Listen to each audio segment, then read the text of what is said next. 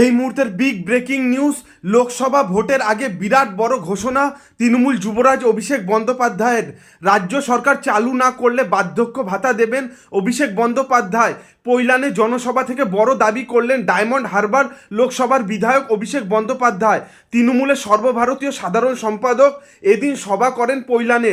এদিনের সভা থেকে তিনি ডায়মন্ড হারবার মডেলের সাফল্য তুলে ধরেন, এর সাথে আক্রমণ করেন বিরোধীদের।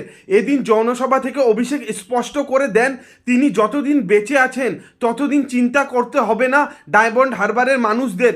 বিরোধীদের আক্রমণ করে অভিষেক এদিন বলেন, আইন শৃঙ্খলা, স্বাস্থ্য, শিক্ষা থেকে পরিকাঠামোগত উন্নয়ন সব ক্ষেত্রেই উল্লেখযোগ্য উন্নতি করেছে ডায়মন্ড হারবার। এদিনের জনসভা থেকে অভিষেক বন্দ্যোপাধ্যায় বড় ঘোষণা করেন বার্ধক্য ভাতা নিয়েও। কেন্দ্রের বিজেপি সরকারকে আক্রমণ করে এদিন অভিষেক বলেন, ভারতের 140 কোটি মানুষের মধ্যে 8 কোটি মানুষের বয়স 60 বছরের উপরে। কেন্দ্রীয় সরকার যদি চায় তাহলে কি এদের সাহায্য করতে পারে না?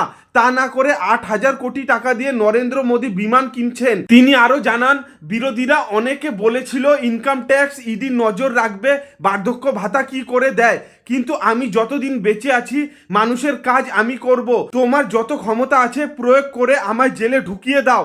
যতদিন বাঁচবো আমি আমার এলাকার মানুষের প্রতি দায়বদ্ধ। 8, 9, 10-এর মধ্যে 76,120 জন সরাসরি ব্যাংক অ্যাকাউন্টে বার্ধক্য ভাতার টাকা পেয়ে যাবেন। 2-1 মাস নয়, আজীবন পাবেন। এরপরই তিনি উল্লেখ করেন, আমার বিশ্বাস রাজ্য সরকার শীঘ্রই বার্ধক্য ভাতা শুরু করবে। আর রাজ্য কোনো কারণে শুরু করতে না পারলে আমি যতদিন বেঁচে আছি চিন্তা করতে হবে না। বিজেপি সরকারকে তোপ দেগে এদিন অভিষেক বলেন, বাংলায় হেরে গিয়ে বাংলার মানুষের 100 দিনের কাজ বন্ধ করে দিয়েছে। আমি যতদিন বাঁচবো কাজ করে যাব, এটা আমার দায়িত্ব।